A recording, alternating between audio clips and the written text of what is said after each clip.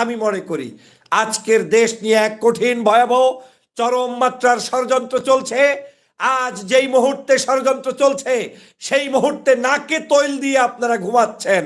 আমি বারবার বলেছি বাংলাদেশে আওয়ামী লীগ রেখে কোনোদিন আপনি রাষ্ট্র পরিচালনা করতে পারবেন না।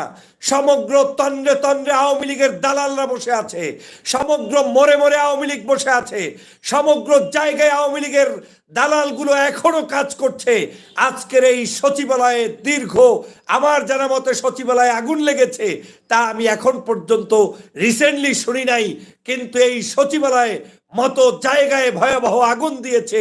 কিভাবে দিয়েছে, কেন দিয়েছে, কারা দিয়েছে সেটা বুঝতে আর বাকি নাই। প্রিয় বন্ধুরা আমার, 6 তলা এবং 7 তলায় করে হঠাৎ করে আগুন চলে যাবে পাবলিক হলিডে যেদিন, যেদিন সমগ্র বাংলাদেশ বন্ধ, আজকের সেই ক্রিসমাস ডে, সেই